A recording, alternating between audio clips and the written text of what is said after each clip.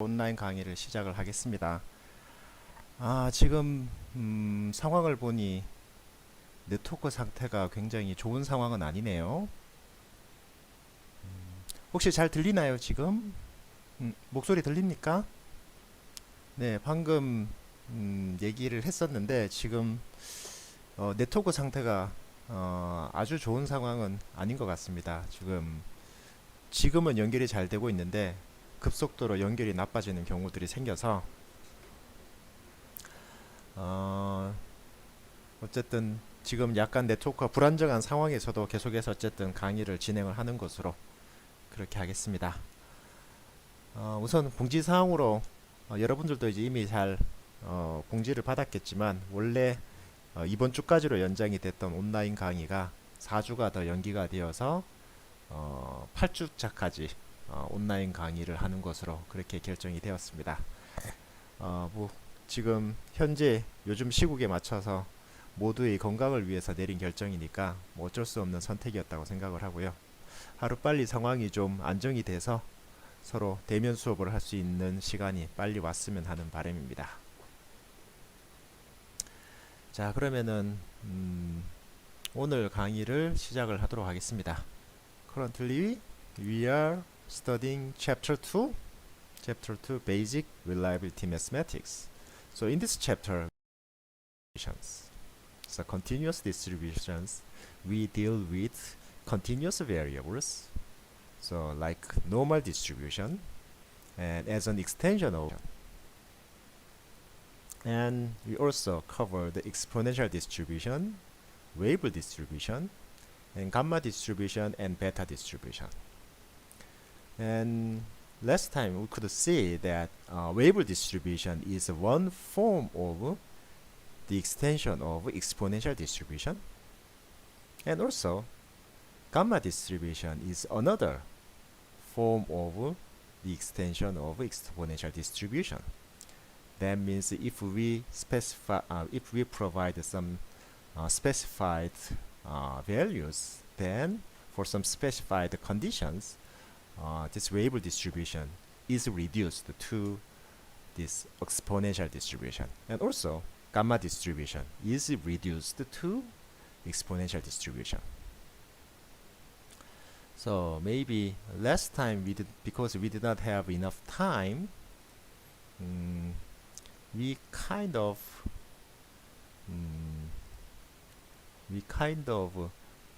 rushed into the end of beta distribution. So maybe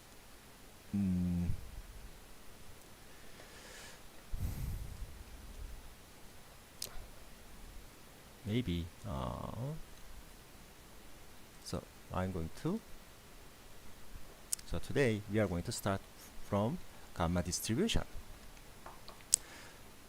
So if you look at the text, if you look at your textbook and see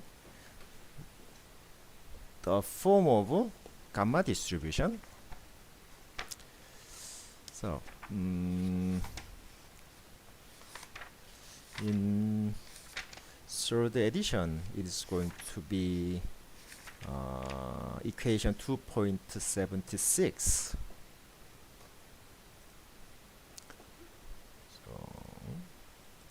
So we are going to slightly review what we learned from gamma distribution. And so in equation 2.76 you are able to see the form of gamma distribution, and of course we also talked about gamma function, and we are going to look at how gamma distribution look like. So also one thing that I missed is that here basically gamma distribution is a function of t, and two parameters are associated with gamma distribution. So alpha and beta. And see, so alpha is referred to as a shape parameter, and beta is referred to as the scale parameter. So we basically need to define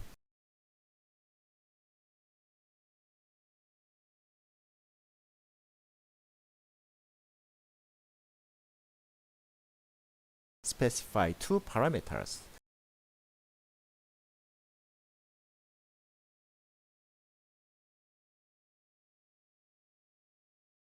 to clearly determine one gamma distribution. So I'm going to write alpha as A.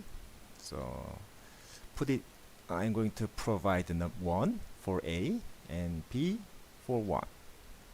So I specify the two parameters. So the and x will vary from 0 with the interval 0.01 until it becomes 3. Gamma distribution. So the function, the gamma, the metric function for gamma distribution is GAM. These three letters indicate gamma, and PDF, of course, indicate probability density function. So, and what we need in this function, as you can see here, we need to provide the x and alpha and beta. So x, alpha, and beta. So instead of alpha and beta, I use the a and b. And I'm going to plot in x and y.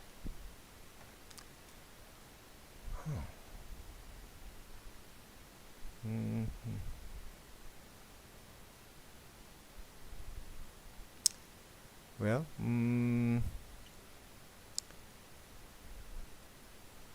yes, the screen is back now. So in this case, I'm going to specify the range of x and y axis. So in case of x, I'm going to specify it as from 0 to 3.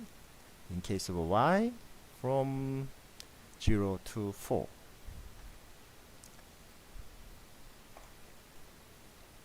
Then we have, instead of 4, I'm going to use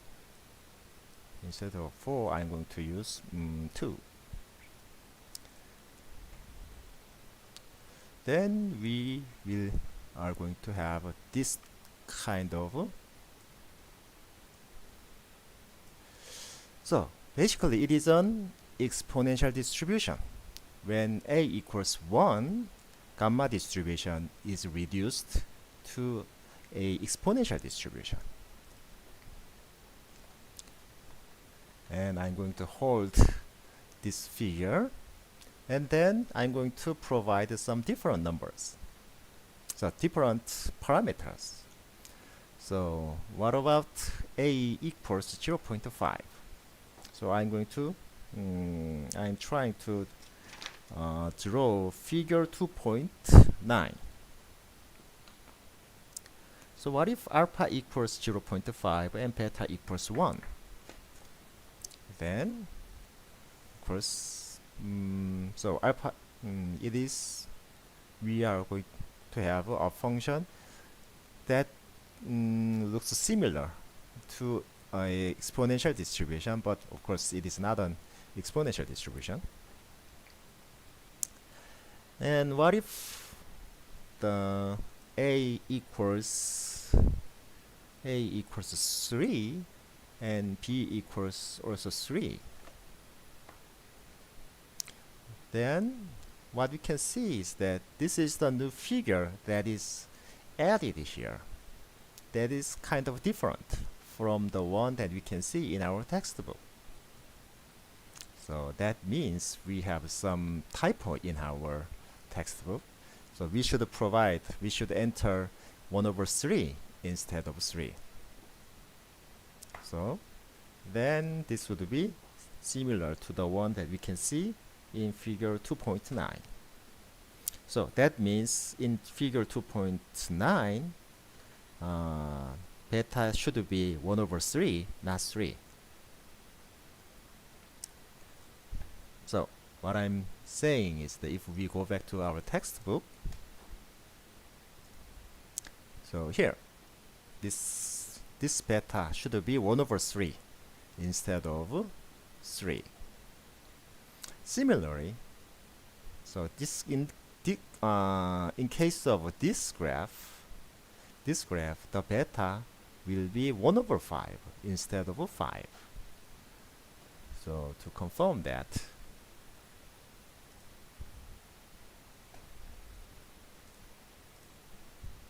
so we are going, when we enter beta to when we enter 1 over 5 to beta, then this would be the figure for alpha equals 3 and beta equals 1 over 5.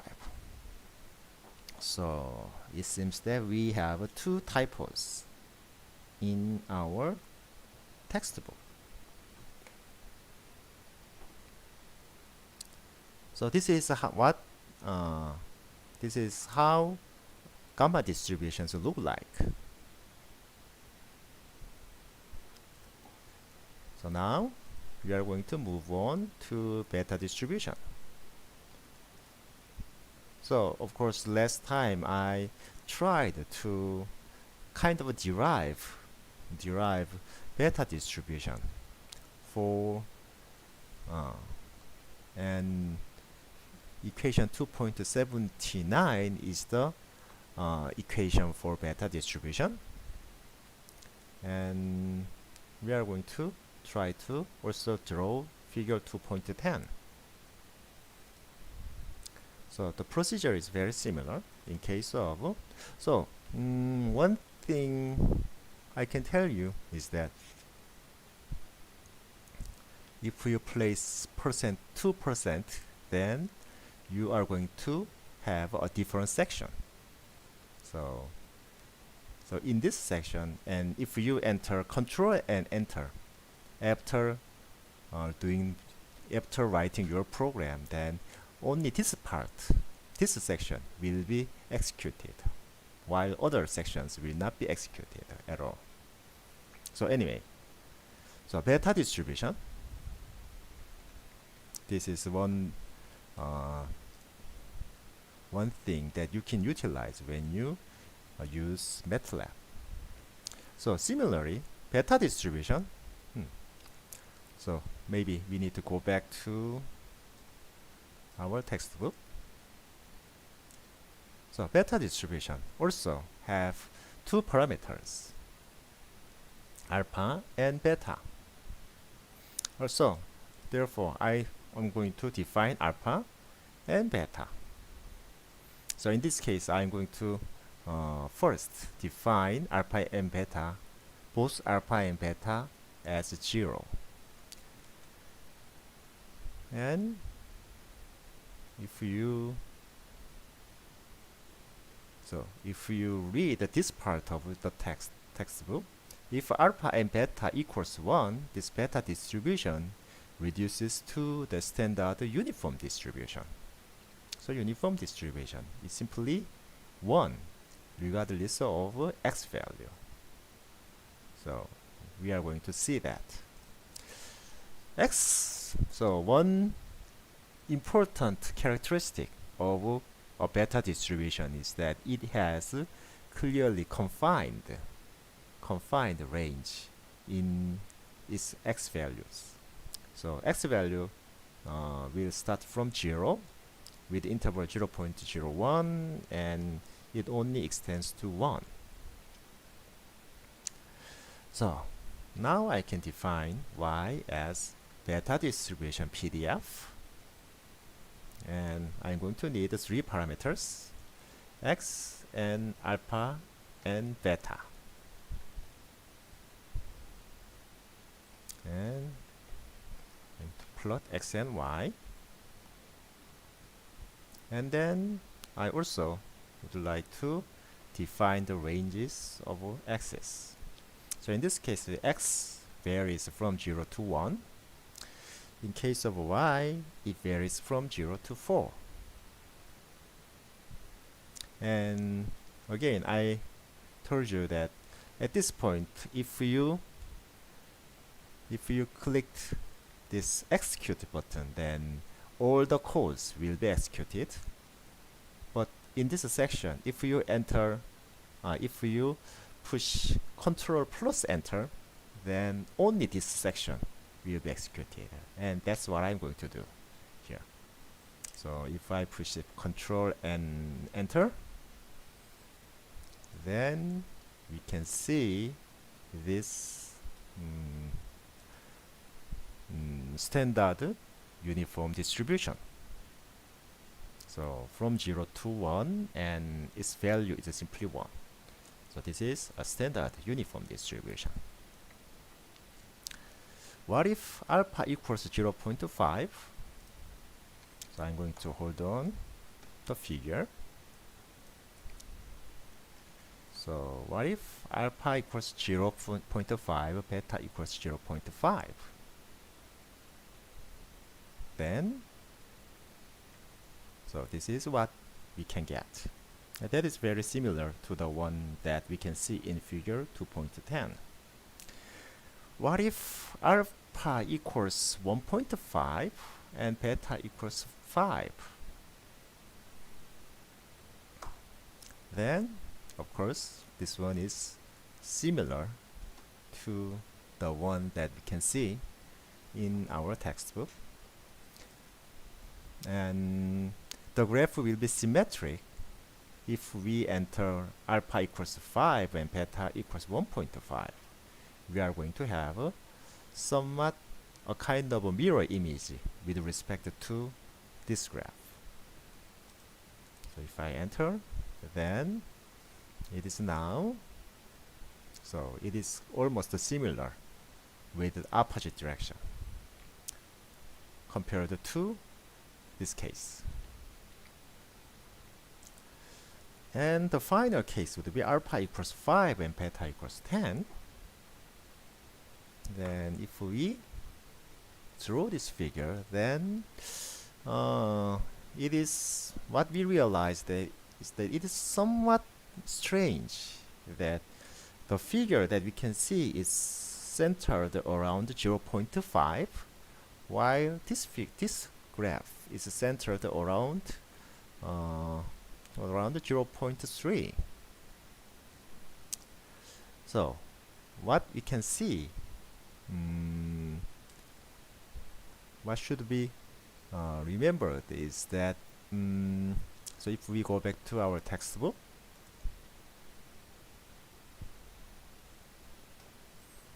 and the MATLAB codes. So what this tells us is that the mean value is given as alpha over alpha plus beta. So in this case, if alpha equals 5 and beta equals 10, then the expected value, the mean value, will be simply 1 over 3. It is almost 0.33. So that is what we could get here. That means we have another typo in our textbook. So if we would like to have the same graph, then it should be, let's see, if alpha equals 10 and beta equals 10, then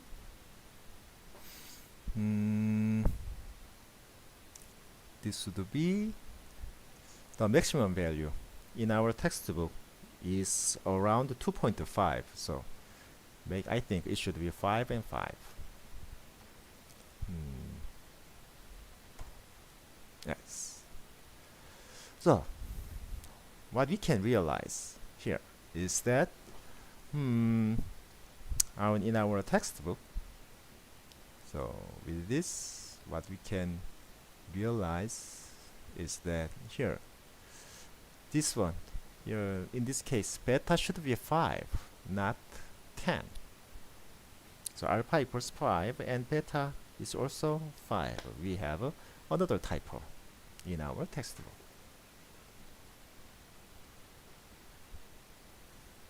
So also I also showed you how you can utilize MATLAB in actually see how those distributions actually look like. So we basically covered various basic distributions, some discrete distributions, and some basic continuous distributions. So if we talk about it one more time, these are basic discrete distributions, so binomial distribution and Poisson distribution, and geometric and hypergeometric distributions. And also, if we talk about continuous distributions, normal distribution, log normal distribution, exponential, Weibull, gamma, and beta distribution. So I would like to show you some example. Hmm.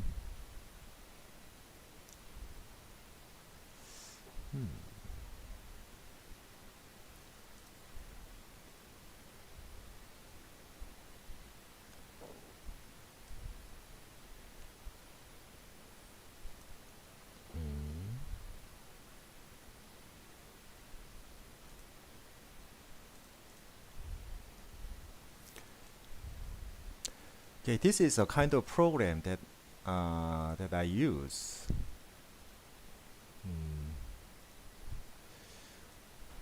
for doing something called the probabilistic safety assessment.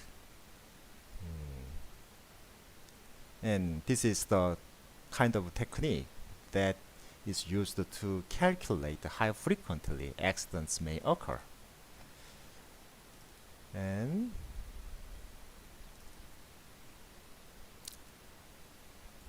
so here, of course, normal distribution, those distributions may not look familiar to you, but actually they are quite widely used in engineering world. So in this case, distribution types are given as one of three: log normal, beta, and gamma. So all these distributions, log normal distribution, and in case of exponential distribution, students may have seen many times while studying other courses. And maybe you also need to be familiar with these distributions like log normal distribution, beta distribution, and gamma distribution.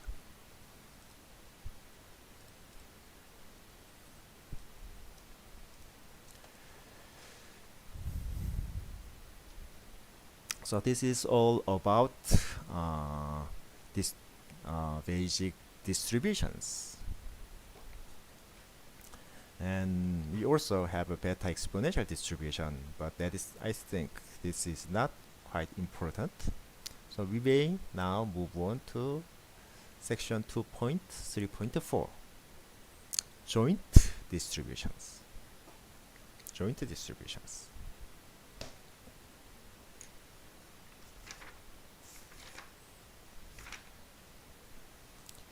So previously, when we talk about basic discrete or continuous distributions, we only had one random variable. So, but when distributions are combined, in other words, if we have more than one random variable, then we need to consider them both. Then we need a joint distribution. So a very simple example for joint distribution would be the case of rolling two dices. So depending on the numbers that we get from the first dice and the numbers from the second dice, we are going to have 36 cases. And maybe we may determine the distributions for that. Of course, for the 36 cases, the probabilities will be simply same as 1 over 36. So just like that, so in that case, the number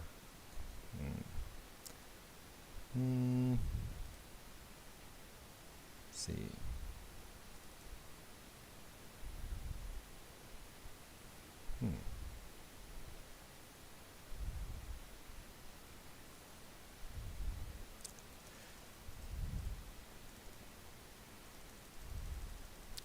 so let me write that down.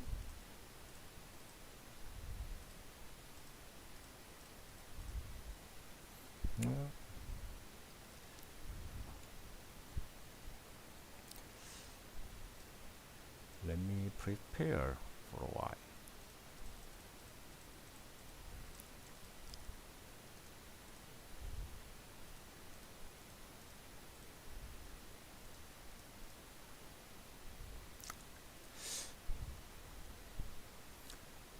Okay.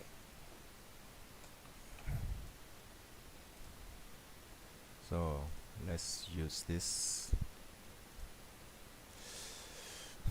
our note. So joint distribution.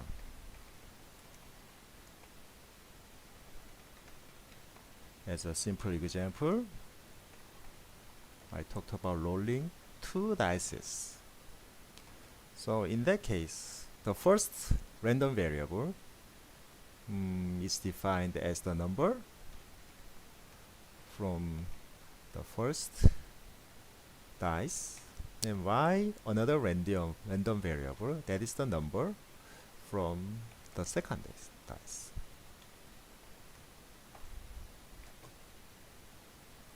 So of course in this case we will, so x and y, these are random variables because x may have 5 different cases, 6 different cases. So x and probability of x may be defined as 1, 2, 3, 4, 5, and 6, and in all cases we have 1 over 6. So that is why x is a random variable. Similarly, y is also a random variable. So y would be another random variable. In that case, what we can think about is this: x and y, x and y.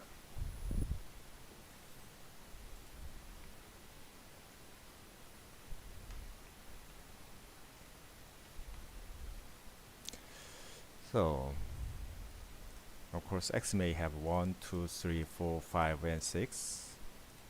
Y 1, 2, 3, 4,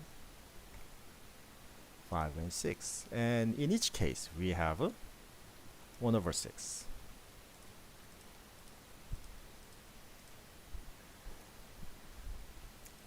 So this is a simple example of joint distribution.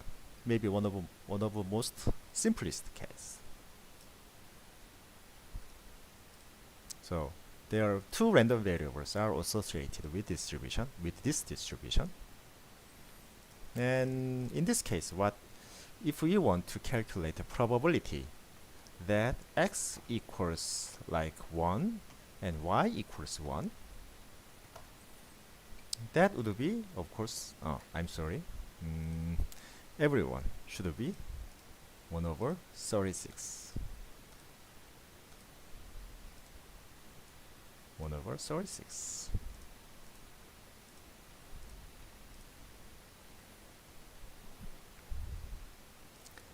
Then the probability that x equals 1 and y equals 1 will be 1 over 36.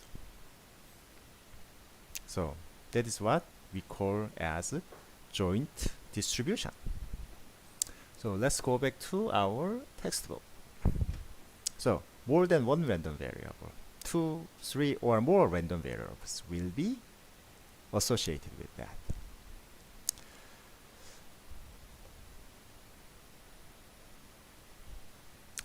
So in case of continuous case, we use fxy, and this is called as joint probability distribution function. Joint probability distribution function. And in case of discrete case, we are going to have a probability x equals x, y equals y, or simply probability of xy, and this would be joint probability. So this would be the probability that the outcomes x and y occur simultaneously. So let's first see the continuous case. So in the continuous case, of course, all the probability density will greater or equal to 0. And all the probabilities, if we add all the probability densities, then they will become 1. So maybe this can be understood with our example for discrete case. So all the probabilities will be greater than or equal to 0 for all values of x and y, and if we add all the probabilities, it should be 1. So if we go back to our notebook, so if we add all these probabilities, then the total amount of probability will 1. If we add all these probabilities, we are going to get 1. So just like that, if we integrate all the probability, or if we integrate this joint probability density function over all areas or over all range of x and y, then we are going to get 1. So how can we calculate the probability? Then in case of a probability, we need to do the integration. So we need to apply double integral if we have two random variables. In case of when we deal with 3 random variables, we need to apply triple integral. So, and this would be the case of discrete case. So then marginal PDF is defined. Marginal PDF. So maybe we may first talk about the discrete case. So maybe let's go back to our notebook.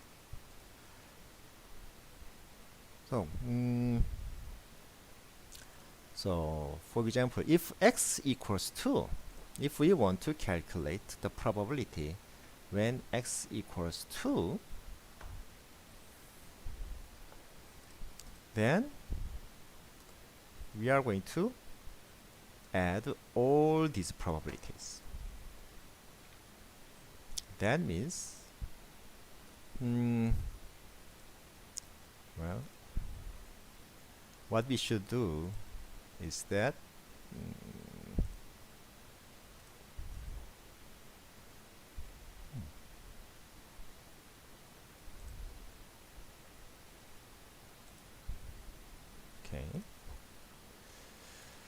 what we should do is that from I equals 1 until I becomes 6, and probability that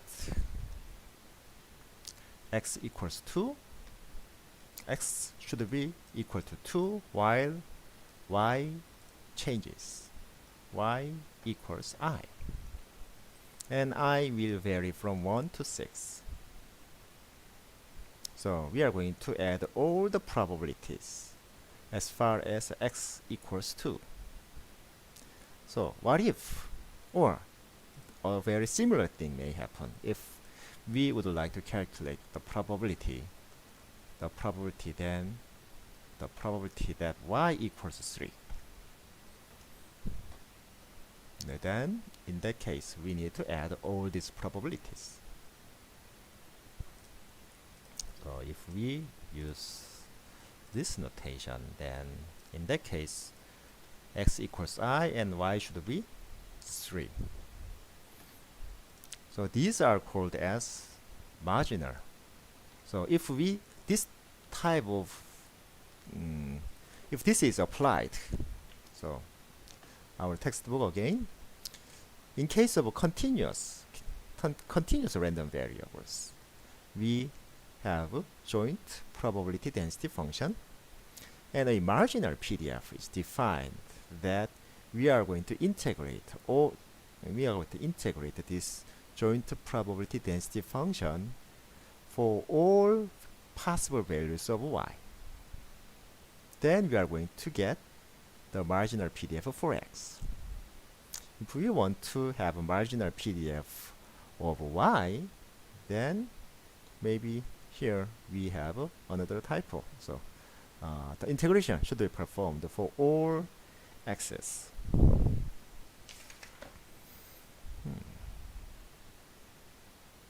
In our textbook, it is in equation 2.90. It is correctly given as fxy dx. So this one should be dx, not dy.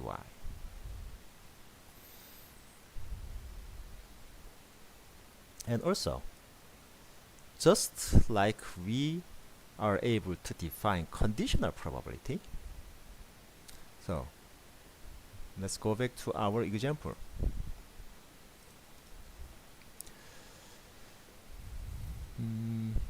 So if we want to calculate that the conditional probability x equals 2 given y equals 3. So what does this mean? This means we are going to consider only these cases. Only the case when y equals 2.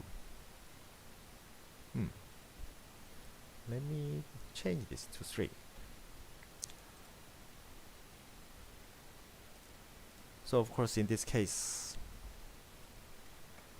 if we finish this line, then what we are going to get is 1/6.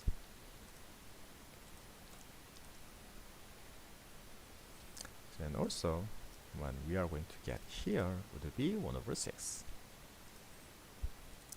So then how conditional probabilities can be defined. So in this case, if you want to calculate the conditional probability that x equals y given the condition y equals 3, that means for all the cases that y equals 3, we would like to calculate the probability that x equals 2. So to calculate that, what we should calculate is the probability that x equals 2. So let me write the denominator first. So first, for all these cases, these are the basic cases that is considered. The condition that y equals 3.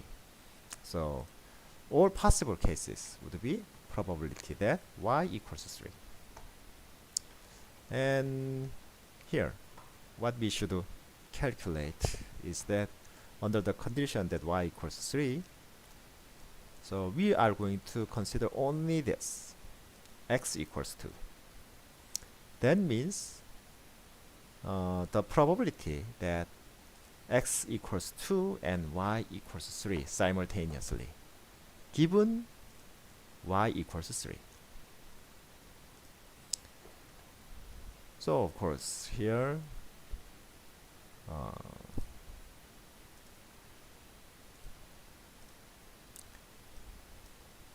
what we can, so the probability that x equals 2, y equals 3 is 1/36.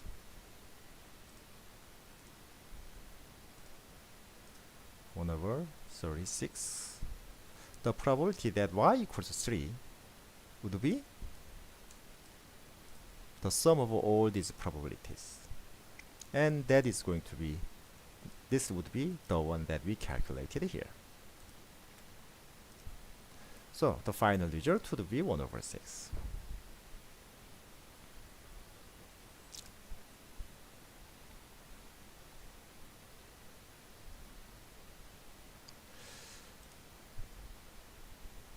So let's, with this basic knowledge, with discrete probability distribution, so if we extend the same concept to continuous case, then the concept can be extended to continuous random variables x and y. So the probability density function for x given y is that fxy, the probability that the probability density for x equals x and y equals y over this marginal probability. Marginal probability density function.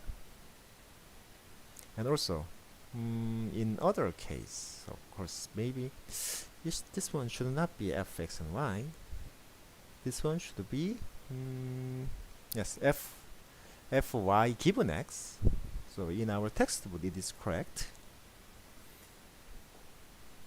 So for fy given x, then joint probability density function over the marginal PDF for x. So the basic concept that we may be able to understand with discrete random variables, or with this simple case of rolling 2 dice. I hope you are also extend the same concept to continuous case. So figure 2 equation 2.30, 2.93, 94, and 95, these are called as conditional probability density functions.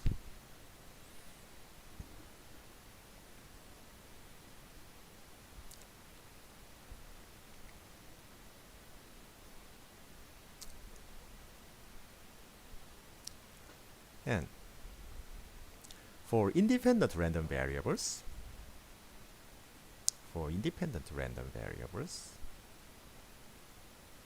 so if we see the case of rolling 2 dice, so if we want to calculate the probability that x equals 2 and y equals 3, this is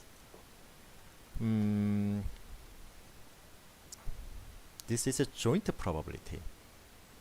X equals 2 and y equals 3 simultaneously. Of course, x equals 2, y equals 3. So that probability actually indicated this, 1 over 36. But in fact, you are able to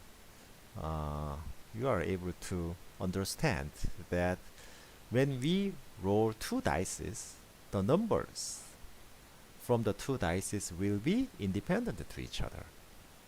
The result of one will not affect the result of the other. So in this case, because x and y are independent to each other, then probability of x, this can be calculated by multiplying the 2 probabilities multiplied with the probability y equals 3. So they are 1 over 6 multiplied with 1 over 6, and it becomes 1 over 36. So this probability can be also calculated with this way. So just like that. just like that. If two random variables, two continuous random variables x and y are independent to each other, the result of x will not affect if the result of x will not affect the result of y and vice versa. That means also the y will not affect x. Then probability density function can be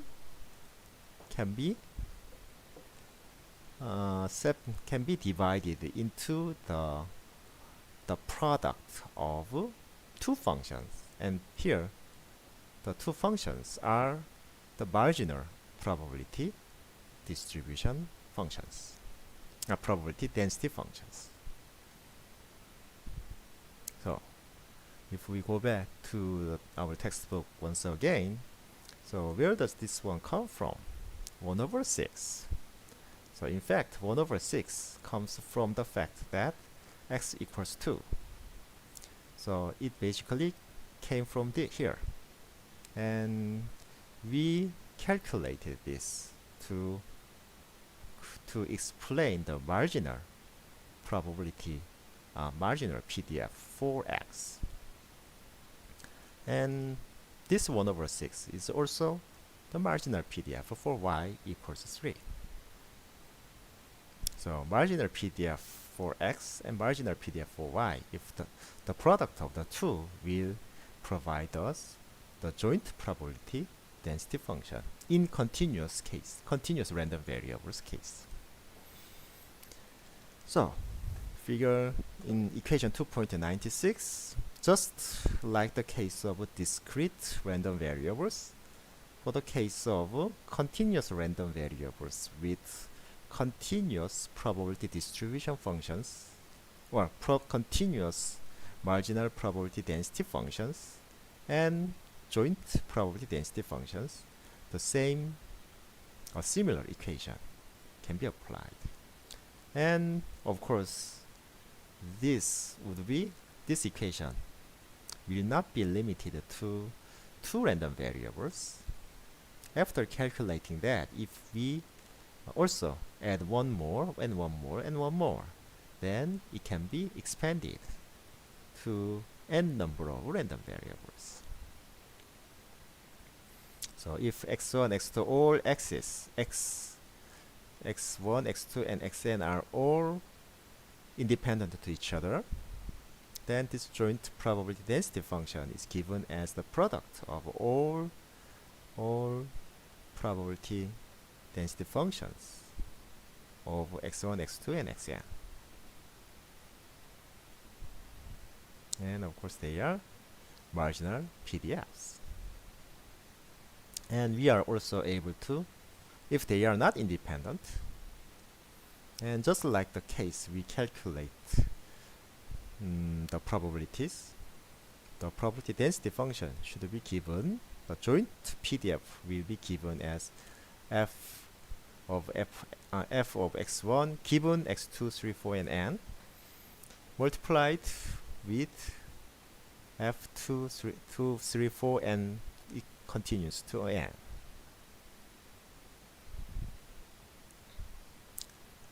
And if we want to calculate the marginal PDF, then marginal PDF for x1 will be well, I can also see another typo here. Integration. So if we would like to calculate the marginal PDF for x1, so integration should be performed from xn, and it continues until it becomes x3 and x2. So in fact this one should be x2, not x1.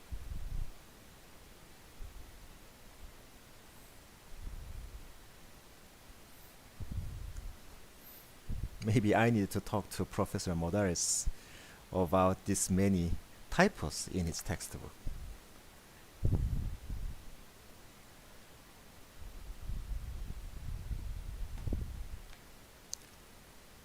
And the conditional probabilities, conditional PDFs will be given So this would be the case of discrete case, and continuous case will be very similar with that.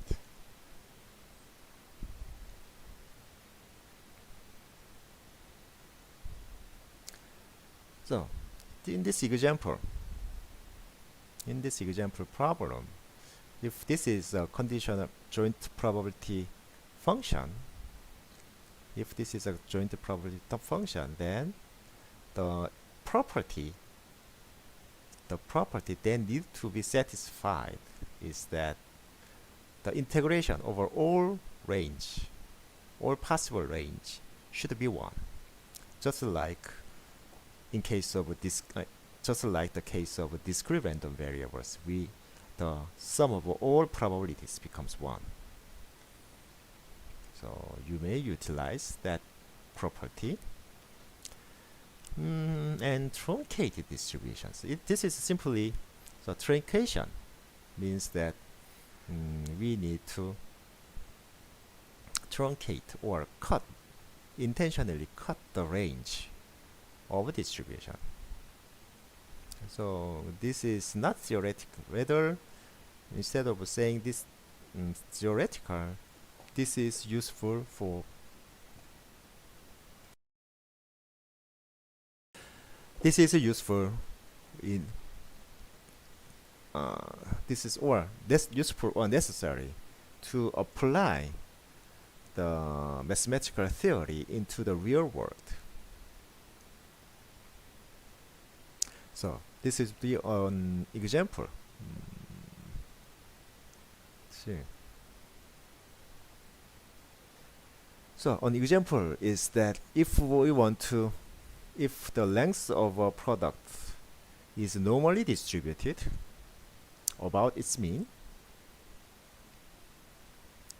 then theoretically this normal distribution ranges from negative infinity to positive infinity. And we know that physical dimension like length cannot be negative. So we need to certainly limit. When we apply this normal distribution, we need to limit the x value so that x value should not be a negative one.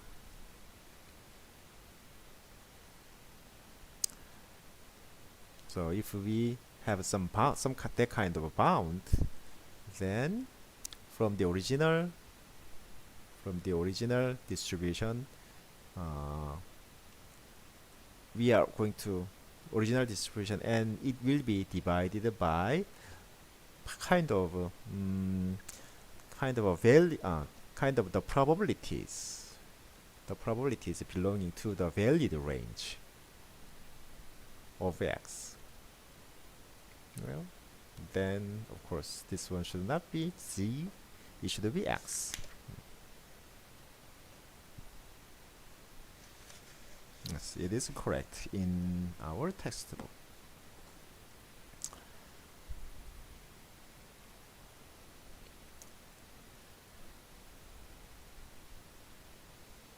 So that is a kind of I would say a kind of a technique that we utilize when we apply mathematical theory into the real world.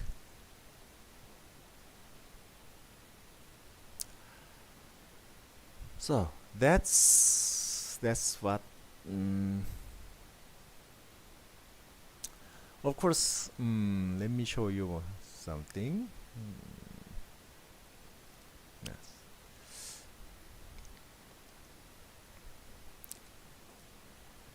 So once again, moving to this case of joint probability distribution.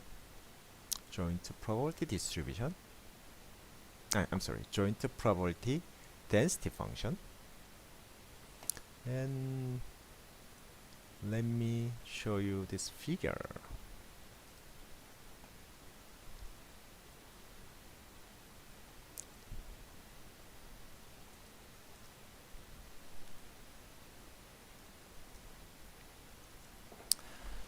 So this is the case when x is also normally distributed and y is also normally distributed.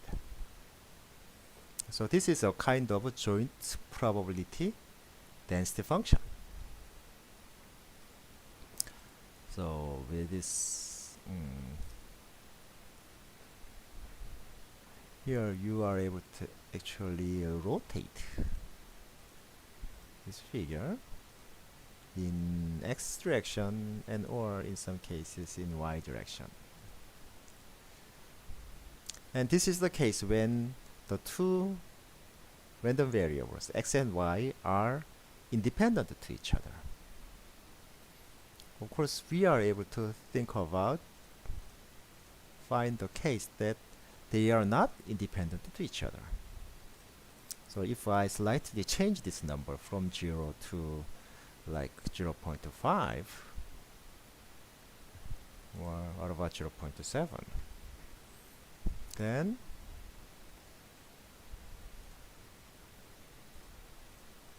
we are going to have a slightly different joint probability density function.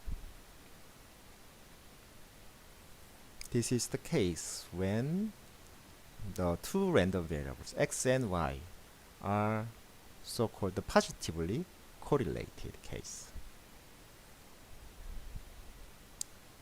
And if we increase that correlation number, then you can see that it is more strongly correlated. And this number can be not only positive value, it can be a negative value.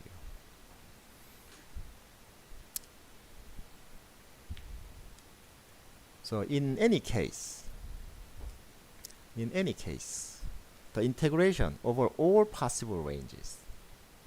So integration of this probability density, joint probability density function over all possible ranges of x, y. That means from negative infinity to positive infinity of x, and negative infinity and positive infinity of y. For all possible ranges of x, y, and y, the integration, if we do the integration over that possible ranges, the value should be 1. Of course, that should apply when it should also apply when we changed this value. So in this case also, in this correlated case also, the integration over all possible ranges should be 1.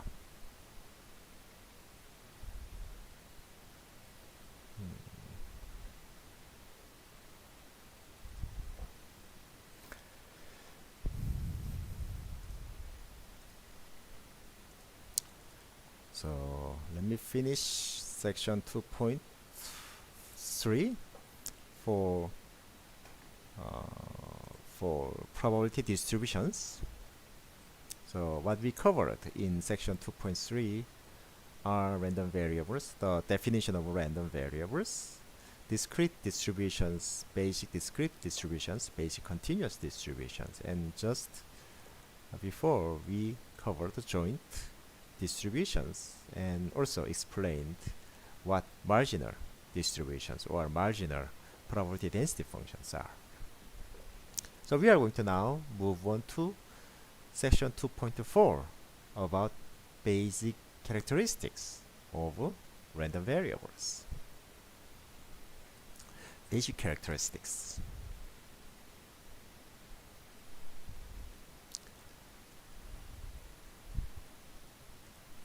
So let me first write it down. 2.4 basic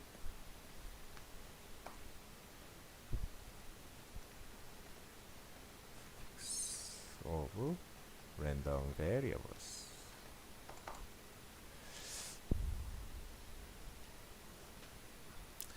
First,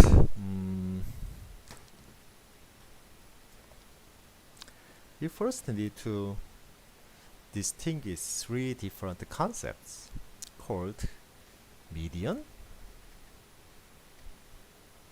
mode, and mean.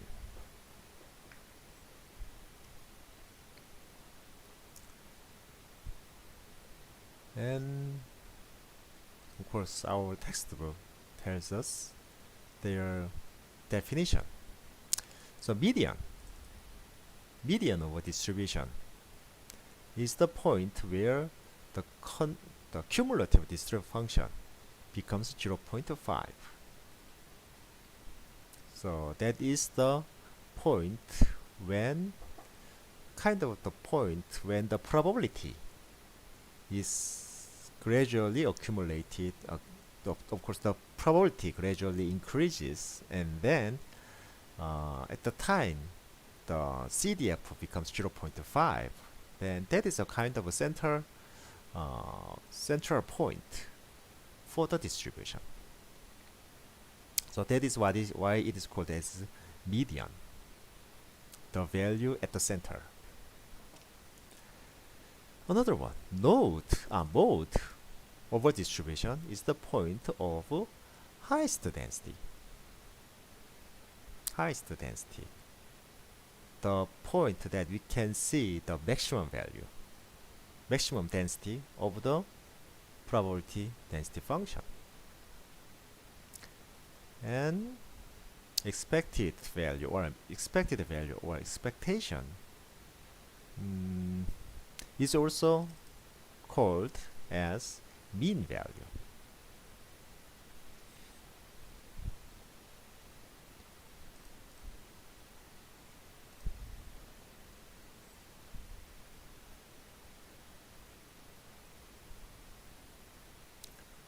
So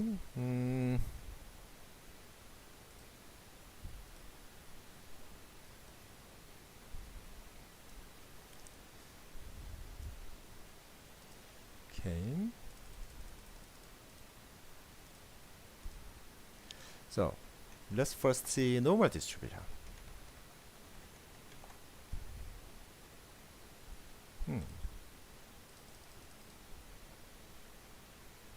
So normal distribution.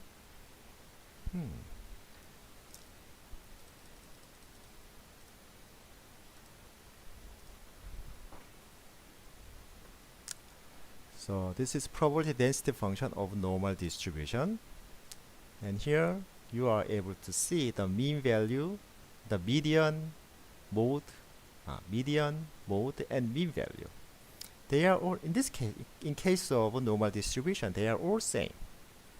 So if we go back to our probability density function, so the mean value this is the case of a standard normal distribution. So this would be the mean value, and also the highest value can be found at this highest density can be found at this point. So this is the mode, and also this is the point when the cumulative density function becomes 0.5. So it is a kind of point that is located at the center of this probability density function in the viewpoint of cumulative distribution function. So in case of normal distribution, the median, mode, and mean values are all same. However, in case of log normal distribution,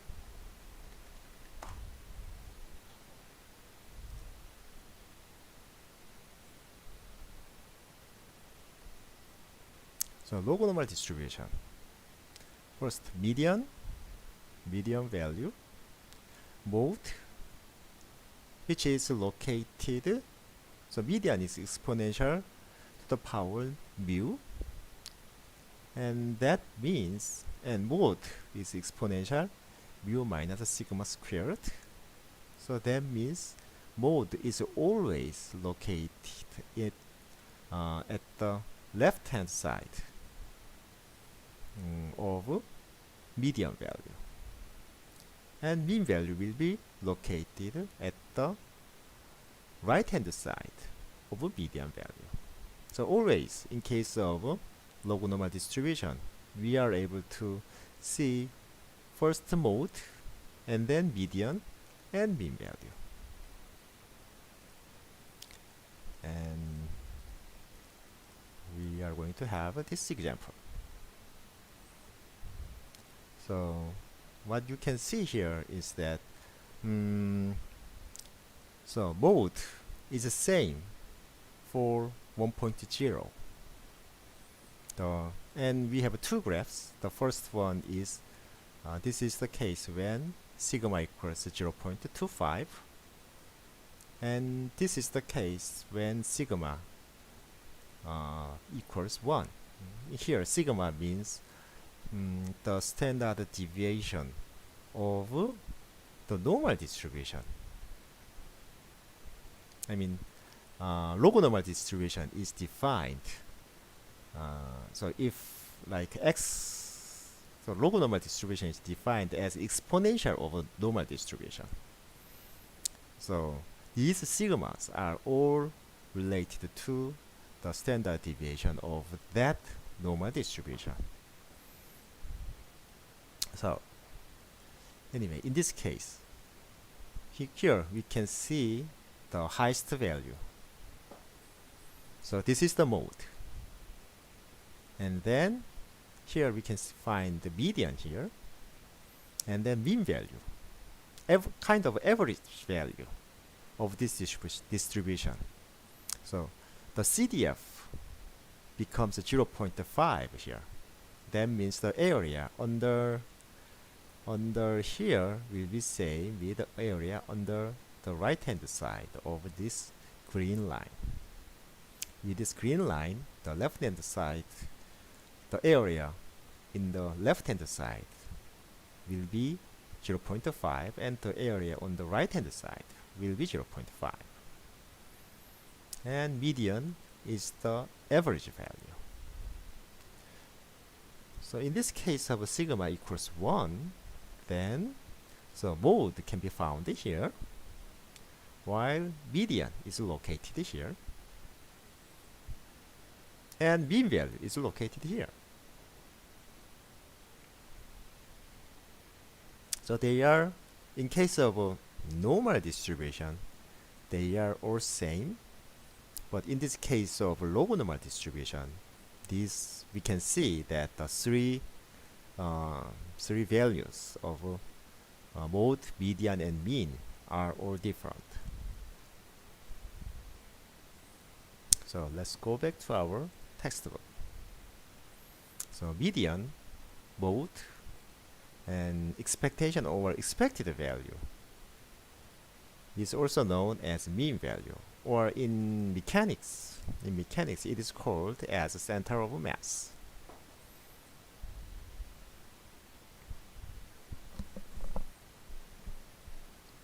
So maybe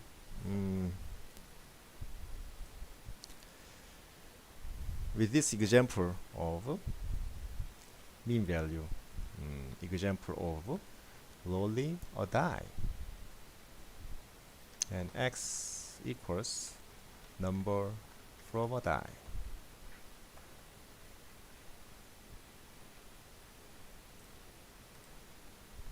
Yeah.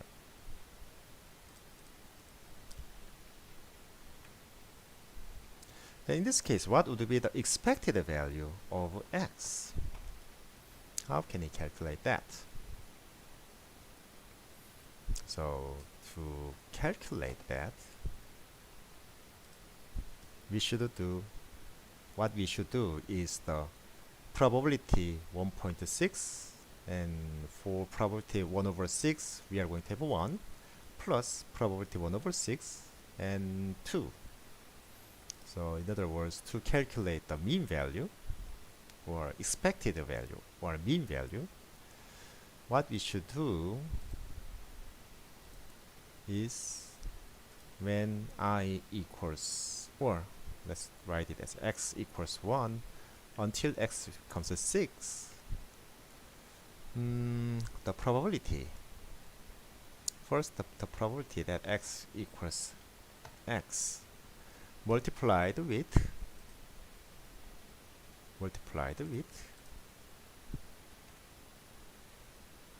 x. So that means 1 multiplied with the probability 1/6 plus 2 multiplied with the probability 1 over 6, and so on. So we did, in this case, if we calculate like this, what result are we going to get? So that is going to be, of course, 1.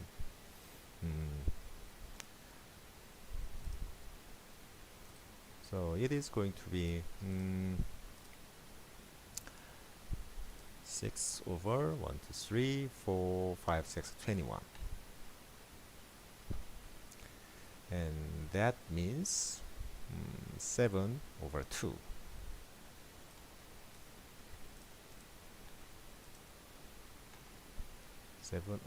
In numbers, it becomes not 5, 2. And it becomes 3.5 is the average value. So this is the case. This is how we calculate mean value or expected value for discrete case. And the same concept can be applied to continuous case. So here we multiply probability density with the value t. So this one is associated with the probability ft dt, and also t will be associated with xi here. So this would be how we calculate expectation or expected value. And expected value, expectation, or expected value. I can give you several examples. If as far as for those students who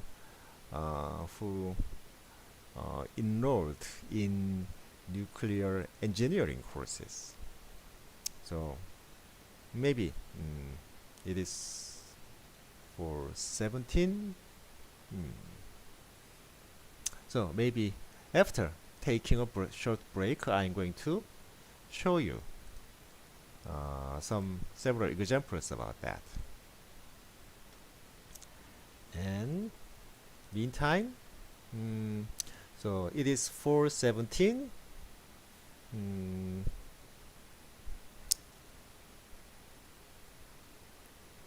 It is 417. So we are going to start. We start the.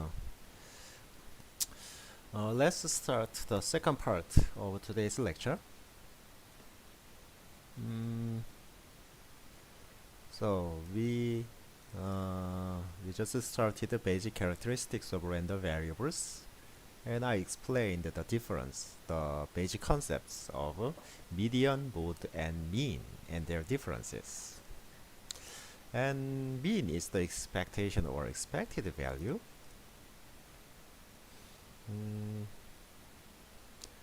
So because a lot of students who majors in nuclear engineering also attend this course, reliability engineering.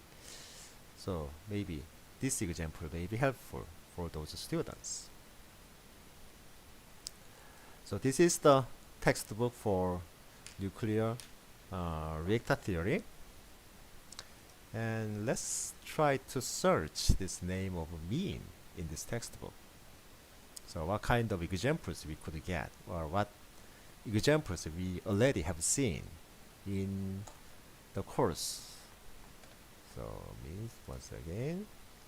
So here we have a mean time to decay. So of course here mean also means some average time until radioactive material decays. So of course the form of equation is that t multiplied with a function of t. Of course this is, I already mentioned that this is not correct. So derivative of nt should be placed instead of nt. This one should be, this one is another thing that need to be corrected.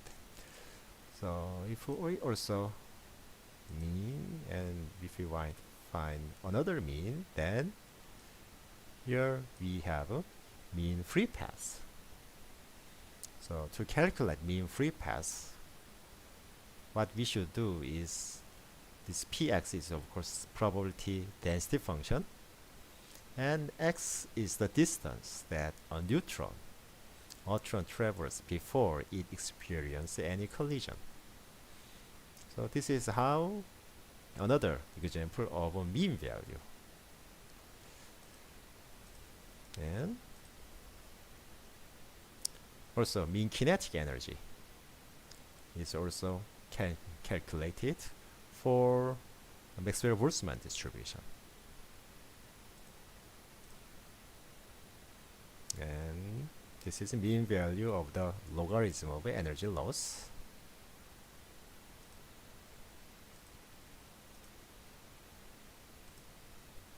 And mean speed, mean free path, and another example here, the mean neutron lifetime in chapter 5. So this would be the average lifetime of a neutron from the birth, from the generation of fission neutron to the absorption of that neutron. So that is why it is called as mean neutron lifetime, the average lifetime of a fission neutron. So these are the examples that we can find in the textbook of a nuclear engineering major. So if your major is different from nuclear engineering, then if you do the same thing, search this keyword, the mean, in your textbook, then you will be able to see other examples in your majors. So this is how mean values are given. So I would say in nuclear engineering, we have a mean time to decay, mean free path, mean neutron lifetime, and so on.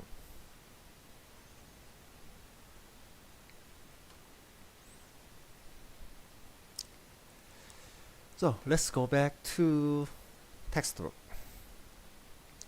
So this is how expectation of t, or mean value of t, is calculated.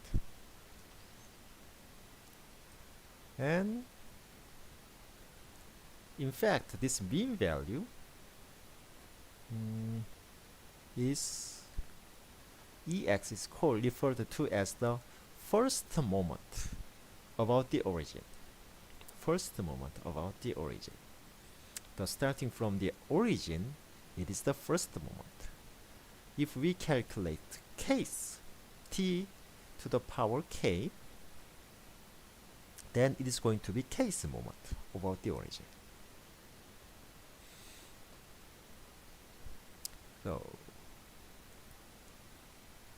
So here, let me write that here. Mean value is this. It is actually the first moment about the origin. And there are other concepts like case moment.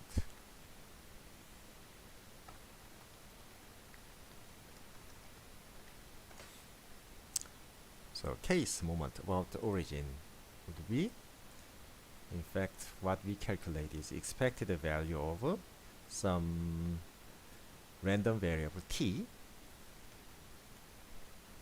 Is that it is an integration. So depending on the value, maybe it starts from negative infinity to positive infinity. And t to the power k, and ft dt would be the case moment about the origin.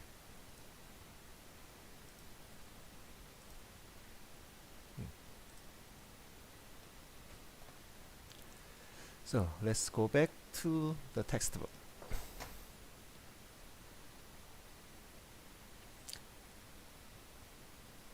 So when we calculate the expected value of a function, so if we would like to calculate the expected value of a function gx, then in case of discrete case and in case of continuous random variables t, it is simply gt multiplied with ft dt.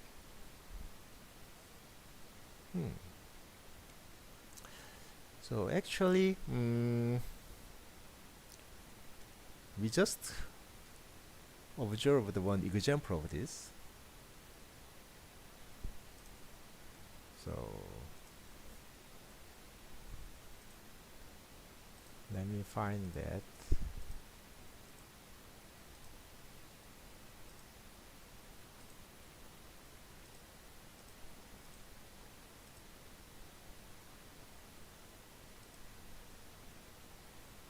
This would be also another example for that. So here, it tries to calculate, where is its name? R squared, the proportional to root mean squared distance. So what we can see is that r squared is multiplied to the probability parts. Okay, let me try once again.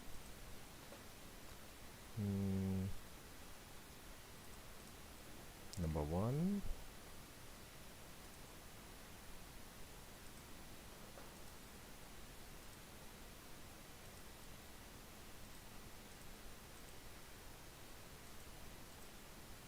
So here, this is what I tried to find.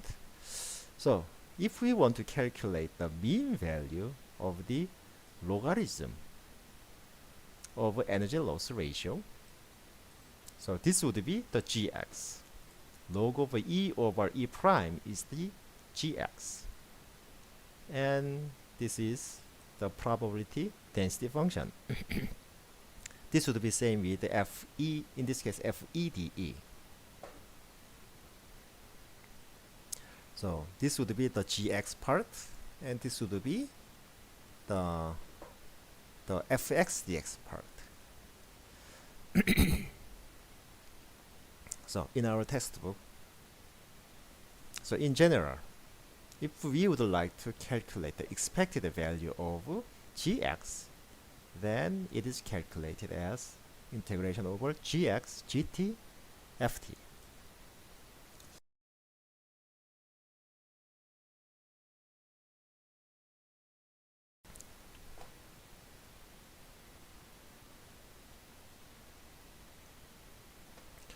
So we have other examples. And expected value of exponential with the parameter lambda is given here.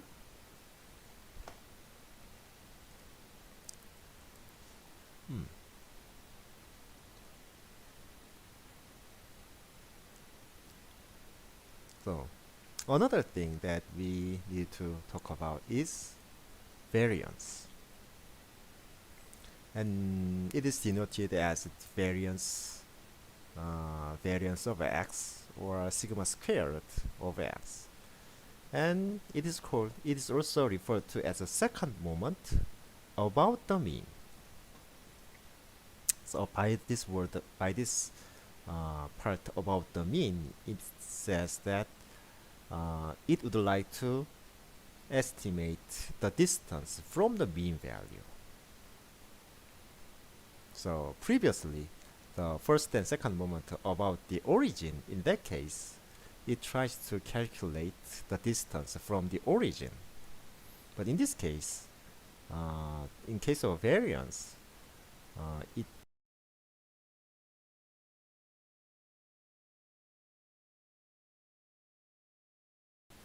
tries to calculate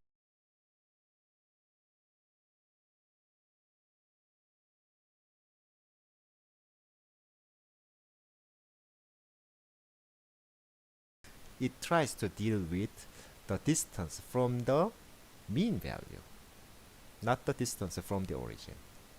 So second moment, of course, by this second moment, we are going to take the square root of it. So variance once is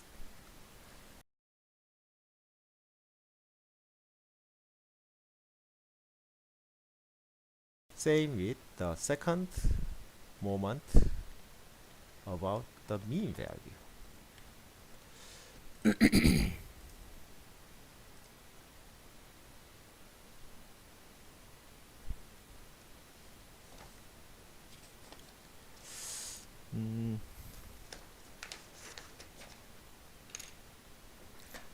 And if we try to deal with x, then mu is going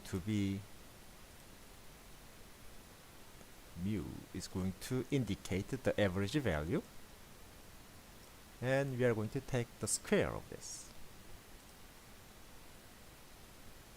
So of course this here this would be the gx part. So if we would like to calculate the expected value of this, then we multiply x minus mu squared here, and here in this case x would be better.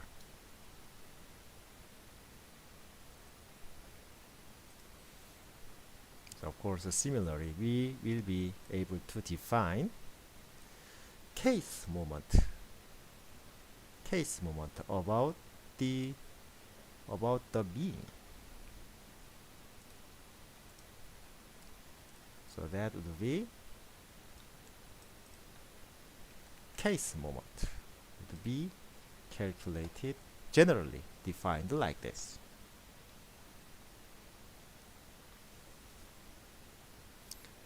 And here let me ask you one thing.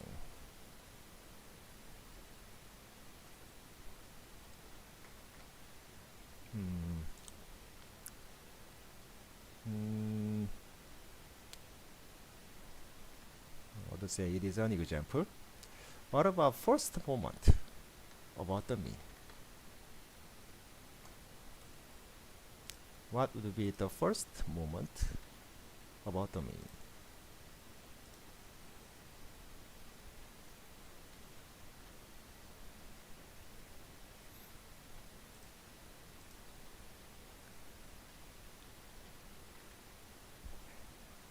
What will be the result?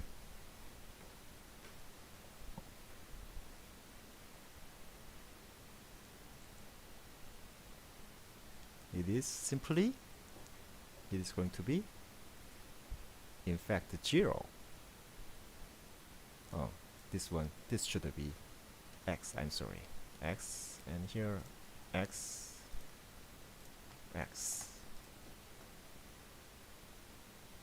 This is going to be 0 because this is an integration. It can be separated. The integration can be separated and like this. And mu can be taken out because it is a constant with respect to x. So it can be taken out here. And by its definition, x fx dx would be the mean value, while mu multiplied with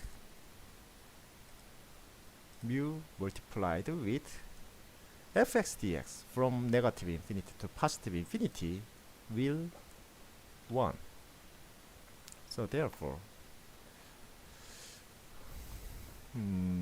So variance is defined as second moment about the mean, because what you can see here, the first moment about the mean is 0,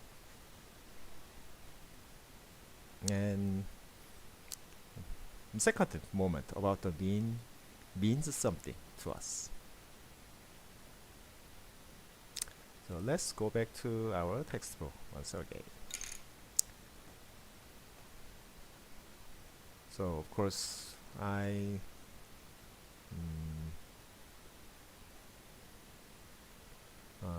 think all students also understand the meaning of standard deviation,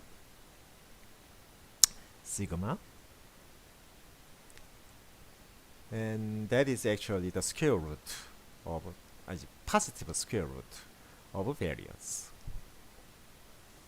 So variance is sometimes referred to as sigma squared.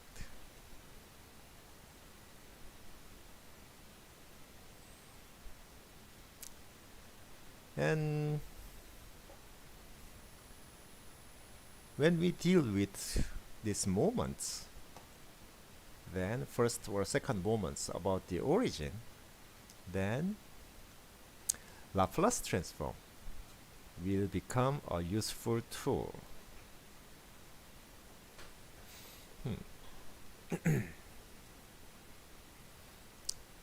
Laplace transform will become a useful tool. So why is that?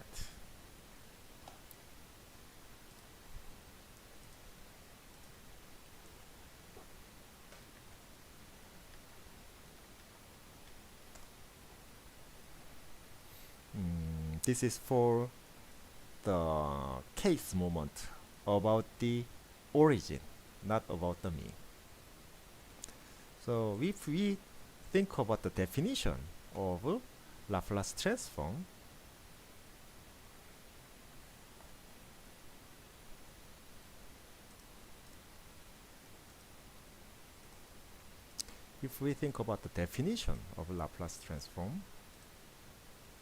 it is defined as minus negative infinity to positive infinity, and ft exponential minus st dt.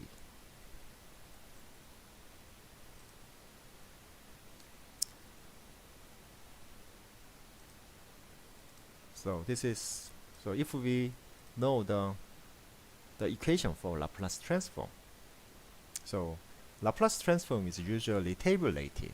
So you are going to have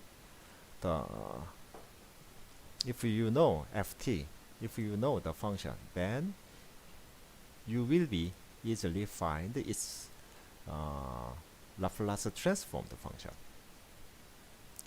And if we calculate the derivative of this, so if we take the derivative of f ds, then if we take the derivative of ds on the right hand side, ft is, with respect to s, ft is just constant, dt is also a constant. This is the only part that is affected by this differentiation. And what we are going to get is minus t, exponential minus st will be the result. So what we are going to have minus t ft dt.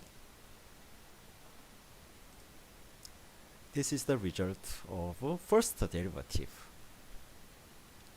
And if we know this, then if we take the value at s equals 0,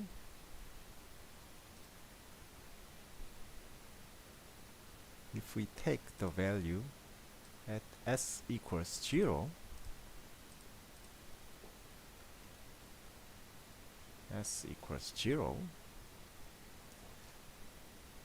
then what will happen when s equals 0? Then it will be same, because if s equals 0, then exponential part will become 0,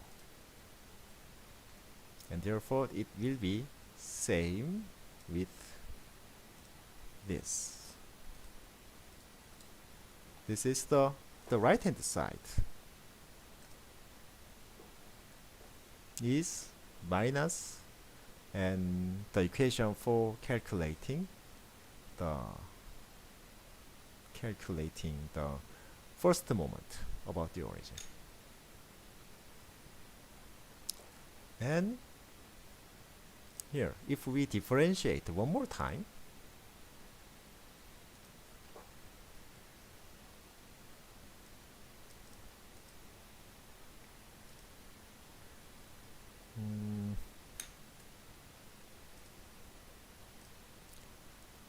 differentiate with respect to s one more time,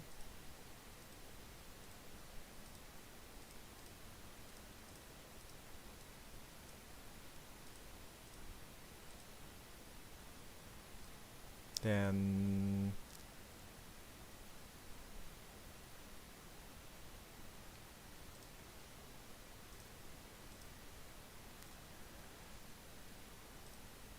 so from here, if we differentiate the right hand side one more time, then we are going to have a plus, and then one more t here,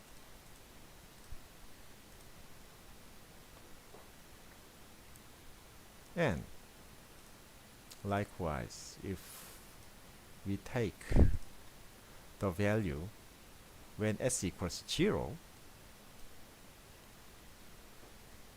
then this part will become 1, and the right hand side would be the equation for the second moment about the origin. So this can be generalized. So what we can see is that if we differentiate one more time, then minus will come out.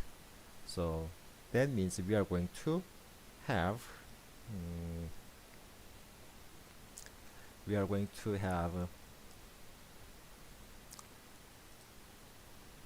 continuously we are going to have minus 1. How many minus 1? We are going to have k minus 1.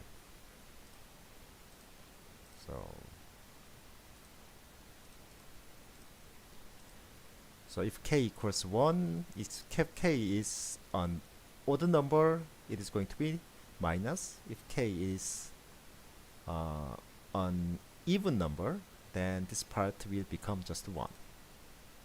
And the right hand side becomes same with k.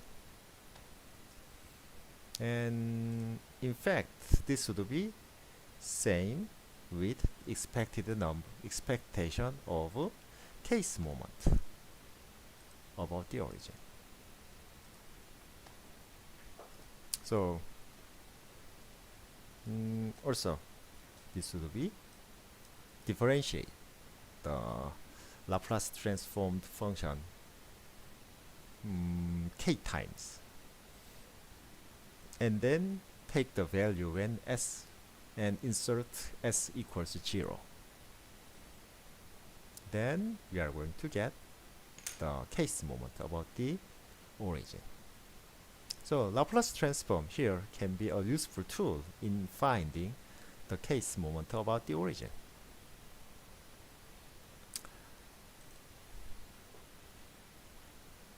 So these are what is explained here. And unfortunately, minus 1 to the power k is missing in equation 2.117.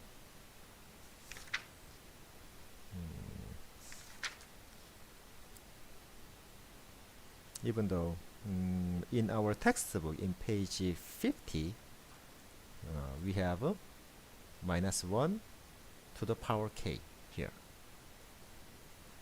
So in our textbook, the equation is correct, but in this ebook, we have many other typos or many other parts that need to be corrected.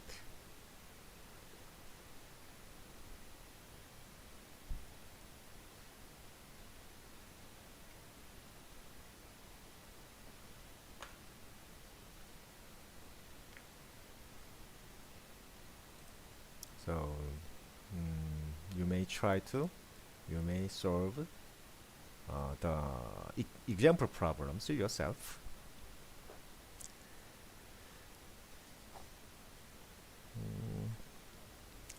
Next, and the concept of expectation equally applies to joint probability distributions. In case of discrete random variables, then h is the function that we would like to calculate, or h is the function of interest that we would like to calculate its expectation or expected value. And almost the same equation can be applied to the continuous random variables.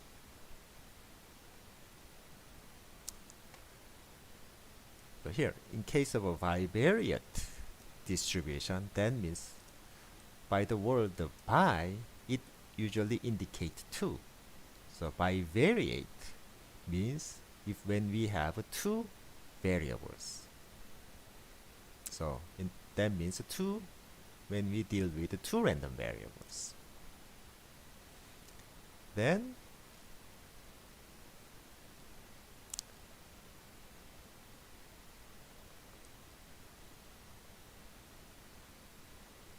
we are going to take a function here that is x1 minus expected value of x, x2 minus expected value of x. When we calculate the variance, we calculated x minus expected value of x, and then we squared it. So what I'm saying is that maybe it must be somewhere. So when we calculated variance was defined as expected value of, so let me rewrite this. We wanted to calculate, so we calculated expected value of x minus mu squared. That is the same with expected value of x minus mu and x minus mu one more time. And in fact, mu was expected value of x.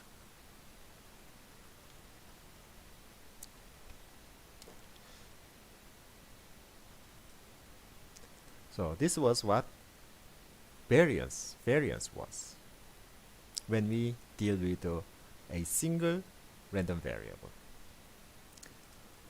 And here we would like, so when for 2 random variables, so for let me first write its name. So this is the in fact this is the equation for covariance.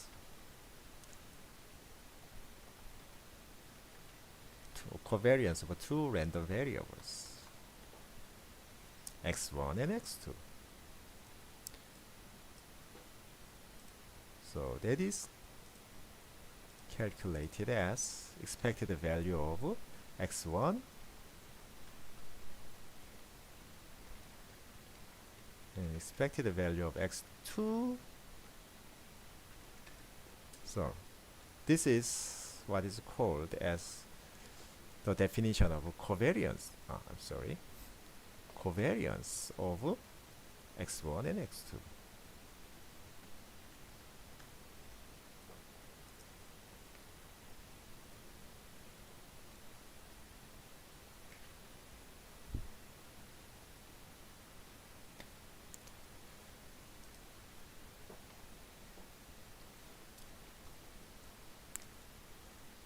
And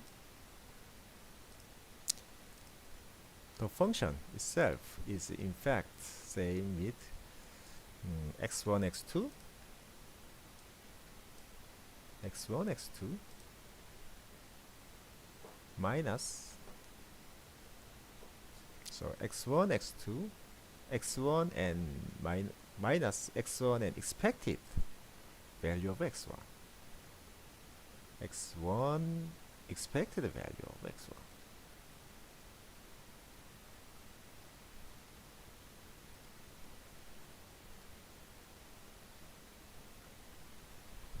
Once again, expected value of x1. And oh, I'm sorry, it should be x2. So x1 and expected value of x2.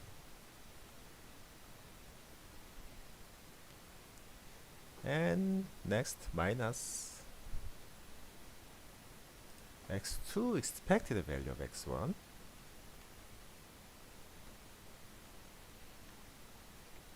plus expected value of x1 and expected value of x2.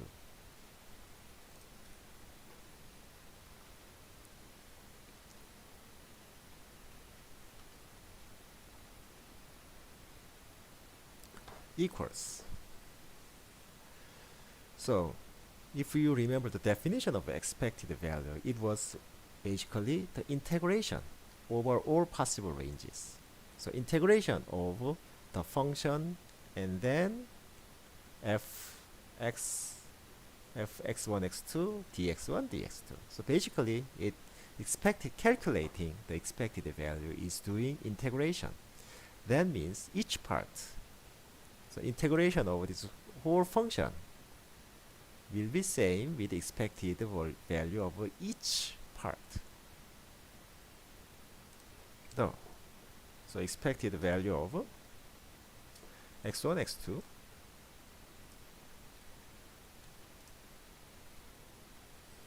minus,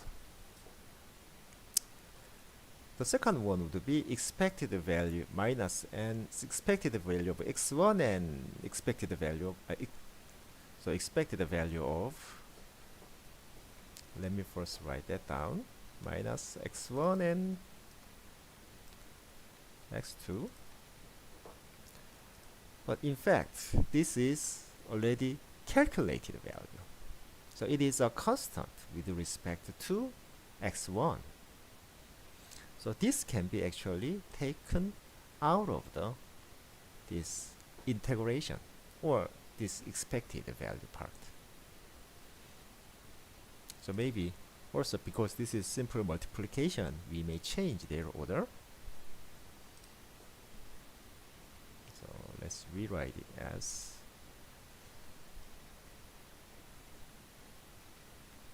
expected value of x1 and x2 minus, so similarly expected value of x1 and expected value of x.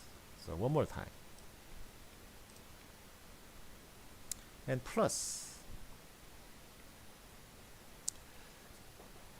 what it tries to calculate is expected value of expected value of x1 and x2. And once again, they are simply constants. They can be taken out, and what will remaining is here, expected value of 1, which is also simply 1. And we don't need this part. We don't need this multiplication by 1. So what will be remaining is that expected, so these two, these will cancel each other, and what will be remaining is just like this. Expected value of x1, x2 minus expected value of x1 and expected value of x2. This is how covariance is defined.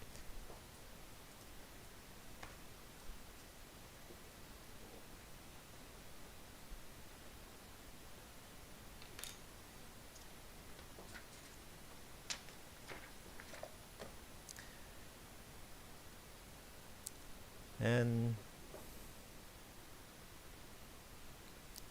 also correlation coefficient. So we have another definition for correlation coefficient.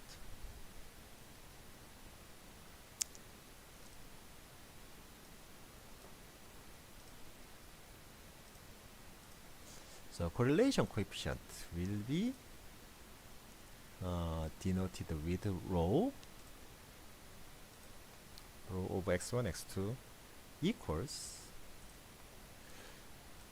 So we are going to normalize covariance with the standard deviation of each other. So in our textbook it used square root of a variance, but here I would like to use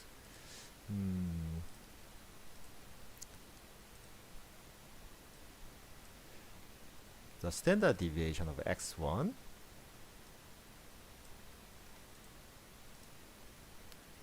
multiplied with the standard deviation of x2.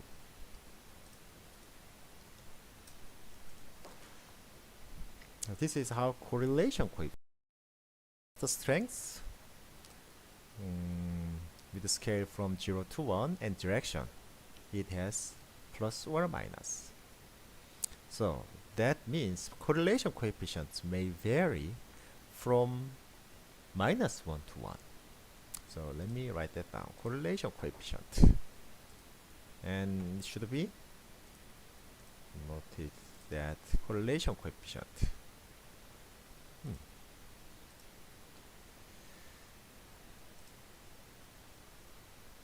Let me write it here. So correlation coefficient varies from minus 1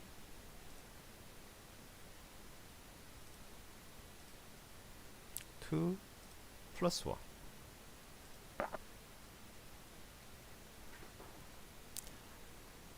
So let's go back to the example that I showed you today. So here the rho indicate the correlation coefficient that we just learned. So when correlation coefficient is 0,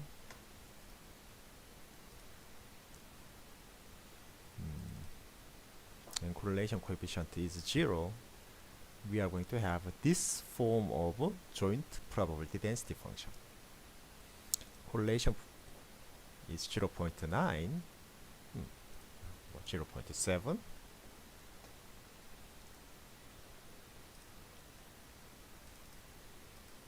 This is what we are going to have.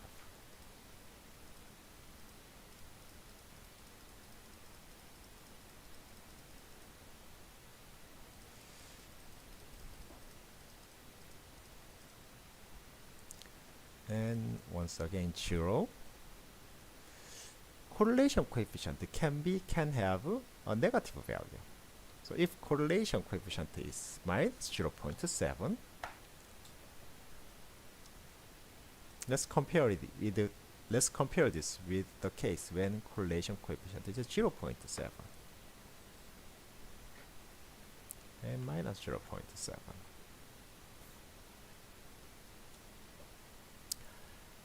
So to indicate that, so to show you what the positive and negative correlation coefficient means, here I randomly selected, randomly generated 1000 numbers from, so I actually take out 1000 random numbers from the correlated joint probability distribution function, joint probability density function. And here x and y do not have a significant. This is the case when x and y are independent to each other.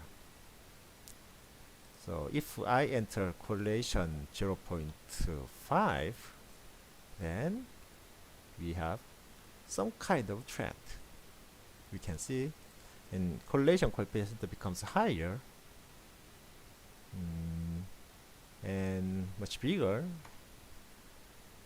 0.9. If correlation coefficient becomes 1, then x and y are completely dependent to each other. If you determine, so if x is determined as 2, then y is determined as 2. What about the case when correlation coefficient is a negative value? Minus 1 or minus 0.5. The case of 0.5, it has negative correlation. 0.7, 0.9, and what about it is minus 1? So the direction is different. X and y are completely correlated to each other. That means y is almost determined if x is determined. But this time, y has a negative value, or in this case, as x increases, y decreases. So they have, in this case, they have, it is called that they have a negative correlation.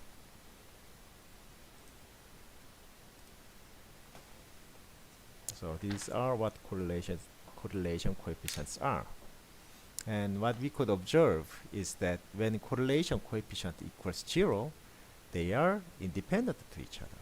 So when covariance equals 0, or correlation coefficient is 0, in that case, x and y are independent.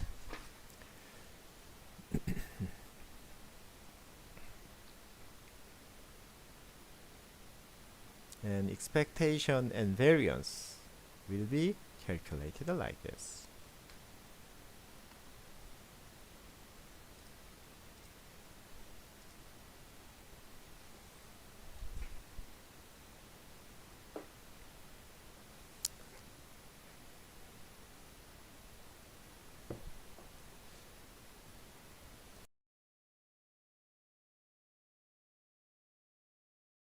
This is all about section 2.4, basic characteristics of random variables. So by starting from the definitions of medium, mode, and mean, and then we finished with defining covariance and correlation coefficient. When there are, so correlation coefficients are defined when there are more than 2 random variables. And one correlation coefficient is defined for a pair of random variables. That means for 2 random variables. So that means when there are 3 random variables, x1, x2, and x3,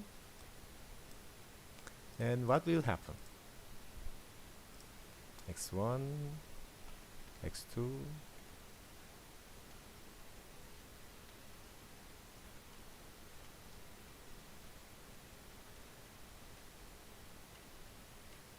so correlation coefficient is defined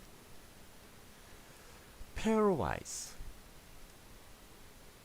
That means we are going to have 3 correlation coefficient between x1 and x1, between correlation coefficient for x1 and x2, correlation coefficient between x2 and x3,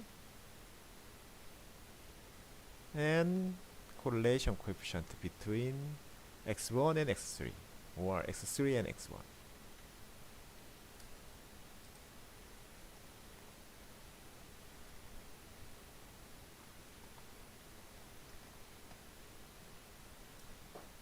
B, instead of provided, defined, or can be defined.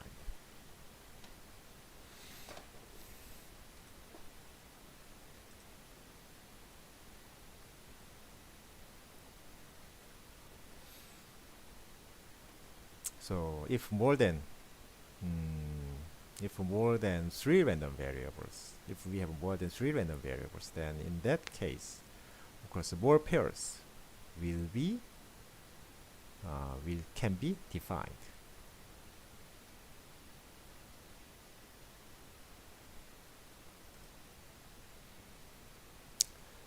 So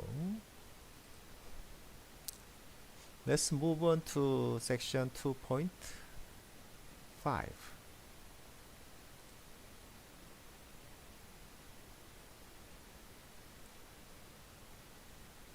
Estimation and hypothesis testing.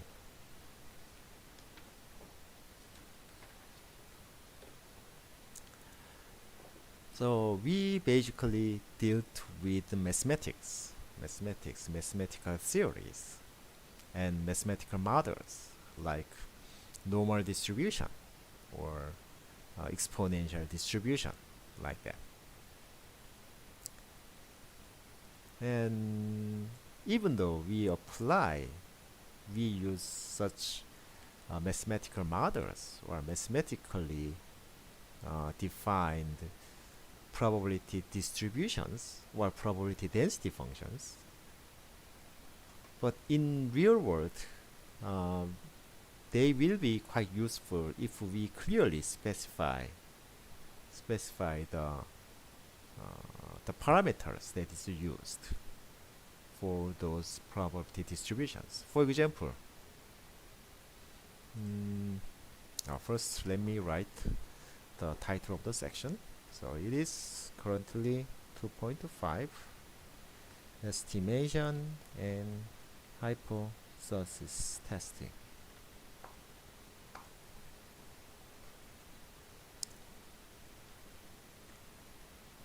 Estimation from samples.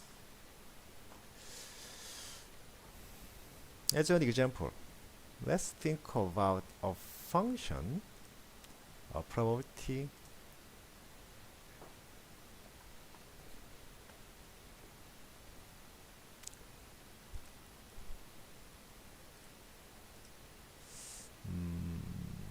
so let's think about a exponential function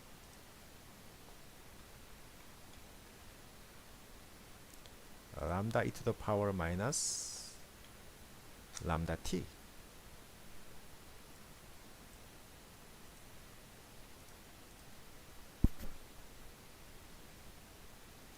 So this is a mathematically defined probability density function. And if we utilize this mathematics or mathematical model, we need to clearly find the lambda value from.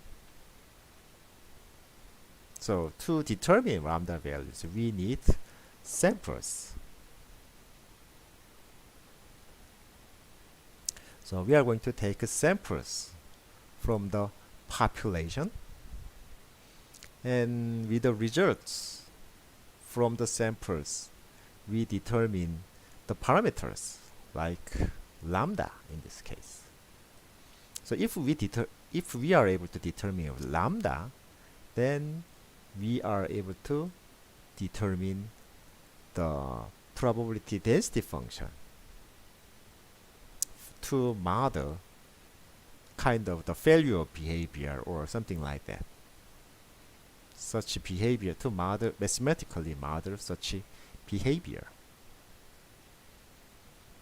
So estimation is used to find out such important parameters from samples.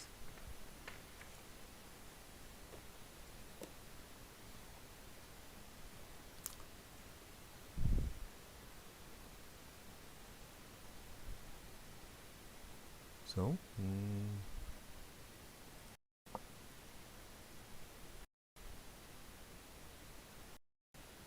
okay.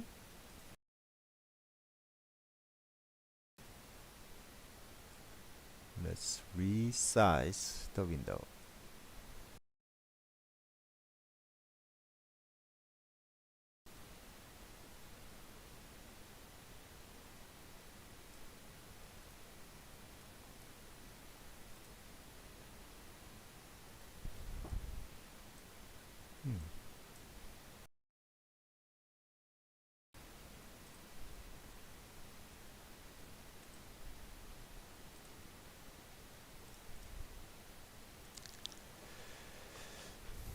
So there are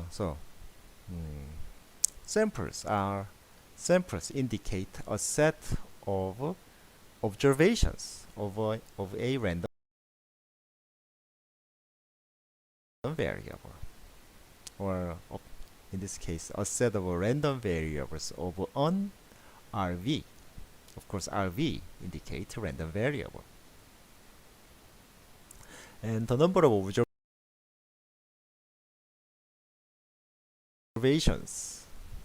are called as a sample size.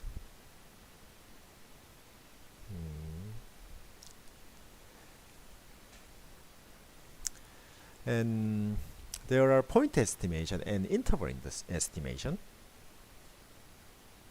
And we are going to first talk about point estimation and then talk about interval estimation. So point estimation, as its name says, point estimation provides a single number, just one number. In this example of exponential function, we are going to get a single number of lambda when point estimation is used. And in case of interval estimation, usually it is provided with expressed in terms of confidence interval. So instead of providing just a single number, we usually, when interval estimation is used, we provide an interval. So in this case of exponential distribution, that we are going to, instead of just one number like 2 or 3, so if lambda equals 2 is provided, then that is going to be point estimation. So in case of interval estimation, lambda will be provided between 2 to 3 or 2 to 5, and confidence interval will be associated with that. So with the 95% probability, the lambda will be located between 2 to 4, like that. So that's the difference between point estimation and interval estimation. So let's read some mathematical formulation for this. So let's suppose that we are interested in estimating a single parameter distribution fx theta. So this is a single parameter distribution because x is the random variable and theta is the single parameter, and exponential function will be a good example for that. So in this case, t is the random variable. T indicated the random variable. So for example, if t is time to failure, if this is a random variable, then the probability density function is usually given in this form of ft equals lambda exponential minus lambda t. And t is the random variable, and lambda is the single parameter that determines this random variable, determines this PDF probability density function. So just like that, if we have just one single parameter, in case of exponential function, this was a lambda. And the samples, if we have samples x1, x2, and xn, in this example of exponential function, then let's assume that we have the time to failure data.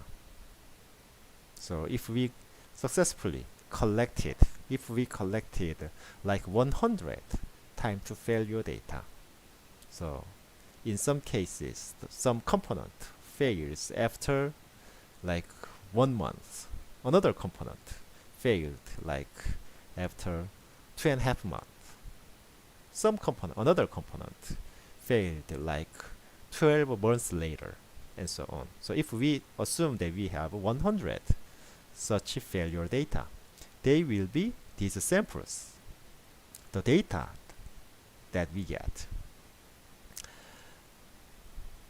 Then t x1 to xn is a single valued function of x1, x2, xn. So we are going to define some function based on the data.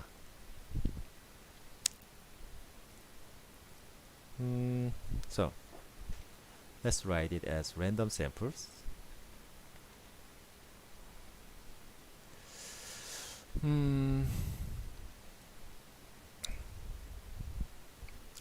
Let me slightly modify this probability density function to be consistent with the description in your textbook. So we are going to use x instead of t.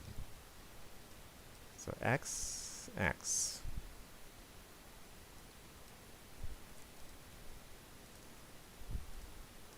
So the random samples that so let's assume that we have many data. They will called as x1, x2, and so on. x2. They are called as x1,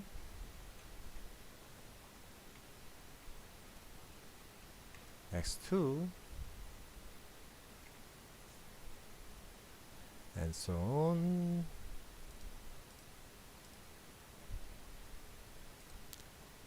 xn.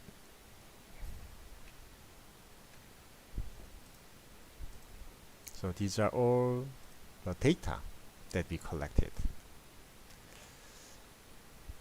And how should we calculate lambda? So we are going to define a function t.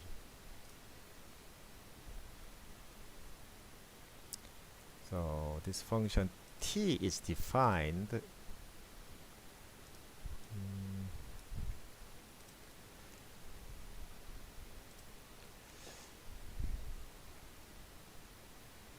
okay.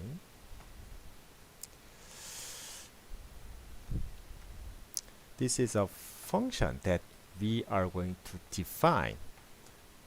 So the function that we use to estimate this parameter lambda. So one example is that maybe if we collected the n data, then if we add all of them, x1 plus x2 plus and xn and n over the sum of x's. If we decide to define this function, then it is a function. Or it can be defined in other ways, depending on the purpose of the function. This would be just one example.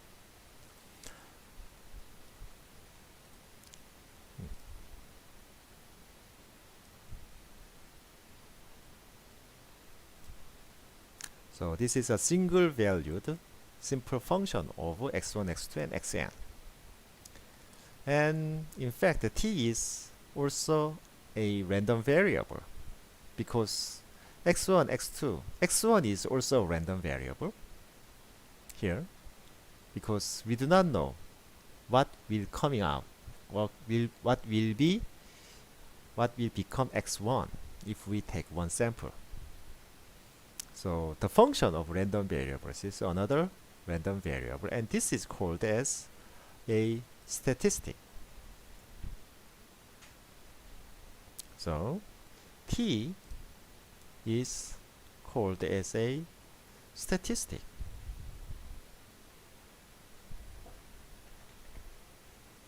So this is there are many statistics. Many statistics can be defined with the samples. So a point estimate is obtained by using an appropriate statistic.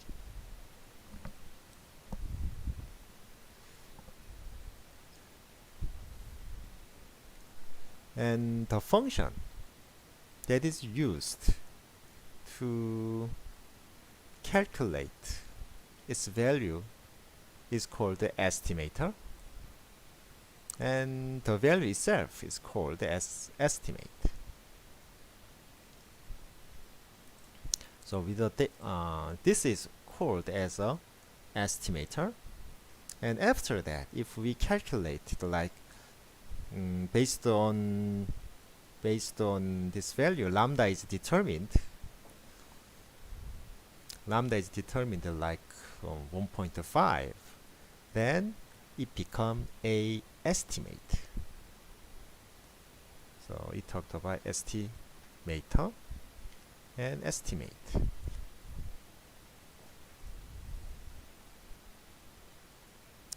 And these are preferable preferable properties of estimator. So this is called as unbiased if unbiased for theta. So in that example, unbiased for lambda, and its expectation coincides with the value of a parameter of interest. So that means expected value, because this estimator is also a random variable. If estimator equals to theta, then it is called as unbiased. So maybe later you are going to see an example. And also it has many other properties like sufficient and efficient and sufficient, but I'm going to skip that and directly move to different ways of point estimation. So first, sample mean. If we would like to calculate the sample mean, then that will be given as the mean value of the samples, because we all know these xi values. Then we are able to calculate the mean value of that. So that mean value, the sum of all xi's divided by the number of n, becomes the sample mean, and it is in fact an unbiased estimator. And what about sample variance? So the way we know how to calculate sample variance is that xi minus its average value divided by the number of samples. But in this case, it should be mentioned that the estimator of variance given in equation 2.128 is biased. That means, so if this is the estimator, if we take the expected value of this, then the expected value of S do not exactly match sigma S. So it is shown that this bias can be removed by multiplying it by n over n minus 1. So if we divide this by n minus 1 instead of n, then this becomes an unbiased estimator.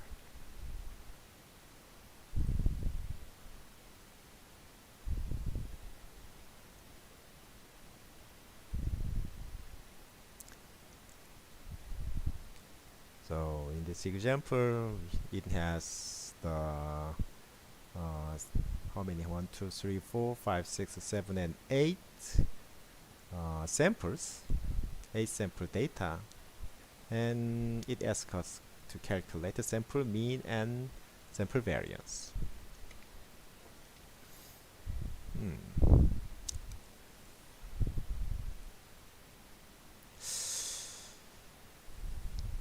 Well, at this point, we have about 5 minutes. Mm,